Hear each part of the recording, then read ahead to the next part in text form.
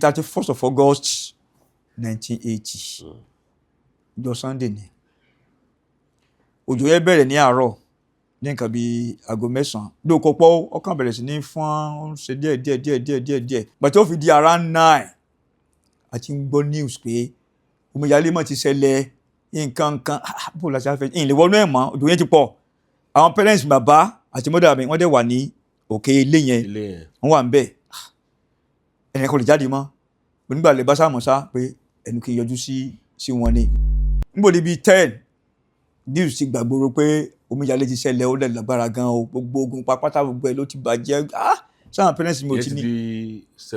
August kílẹ̀ pé August 31st ni 31st so yẹn ti September 1. ó ti September 1 Monday n bá gbà ìlú àwọn ọ̀gá mi kó n bí iṣẹ́ yẹn mo bá wá sí Ìbàdàn bí sí ìgboro ń bí ìgbà tí màá fi dé ìgboro nǹkan ti bàjẹ́ kàn rá àwọn tippers àwọn lorries àwọn ọkọ̀ àwọn onípẹ́ sí gbogbo ẹ̀ ó ti wà lójú odò Ògùnpa yẹn lọ.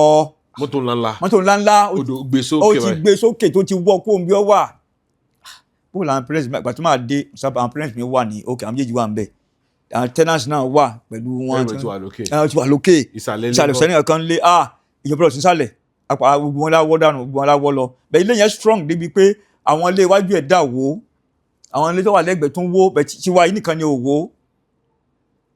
ìwàlá bá bẹ̀rẹ̀ Ṣàgádì gan wá nígbà tó gbọ́ information pé ní ó lágbára omi tó wojú gbogbo bẹ́ẹ̀ yẹn lọ gbogbo UI ibi àwọn kílókè tí jẹ́ zoo gbogbo ẹ̀ bẹ́ẹ̀ yẹn ó ti wọ́ ọ̀pọ̀lọpọ̀ ẹranko. omi dé gbogbo bẹ́ẹ̀. gbogbo bẹ́ẹ̀ náà ló dé omi tó wojú orogún gbogbo ẹ̀ ló affect secretariat ó ní agbára so àwọn parents amánéjì gun àbá wọn bẹ̀ àtàwọn kọ̀ọ̀kan bẹ́ẹ̀ ṣàlẹ̀ omi yẹn ó gbọ́ òkè ó gun òkè lọ bá wọn bẹ̀ ràlẹ́ báyìí kò pọ̀ bẹ̀tẹ̀ ẹ̀ bá wà ń sálẹ̀ you will escape ẹ̀ tó ráì mọ́ iye ló kú.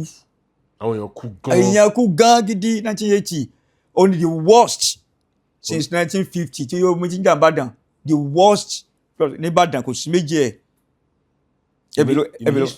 in history of tí mo rí nínú àwọn dọ́kúmẹ̀ntì yín ó dàbí ẹni pé omíyalé yẹn ti ṣẹlẹ̀ bí 7 times àbí 6.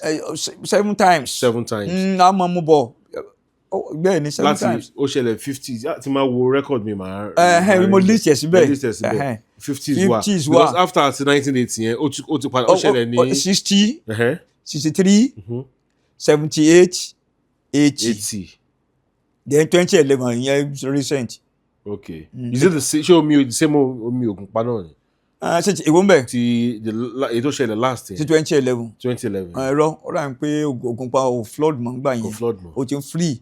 bẹ̀tẹ̀ ojú ọ̀nà eléwé side ni yẹn ni. Okay. ibẹ̀ ojú ọ̀nà yẹn ni. ìyẹn ló affect gbogbo àwọn satec kankan. Okay. bẹ̀tẹ̀ ọ̀dọ́ ti wá bíi 4-5 ni. Okay. 50s bíi méjì wà. wọ́n kàn rókò àwọn èèyàn lórí omi lọ. wọ́n kàn rókò àwọn lórí omi lọ ni. kọ́lọ́ máa jẹ́ ká rogun iná. ọ̀rọ̀ omi méjèèjì then ogun òun náà kọ́. ó burú mẹ́tẹ̀ẹ̀ta. kan wà tó rọ̀ mọ́ Ògùnpa not many people ló dìde lẹ́yìn Ògùnpa flood yẹn lẹ́gbẹ̀ẹ́ business wọn wreck. yàtọ̀ sáwọn tó kú lójú ẹsẹ̀ àwọn kan kú díẹ̀ bẹ́ẹ̀ ni. so business Ayeloja sound ṣé bẹ́ẹ̀ ló parí sí ni. ibi ó parí sí nìyẹn. ibi tó parí sí nìyẹn. ibi ó parí sí nìyẹn. Bàbá rẹ̀ tù.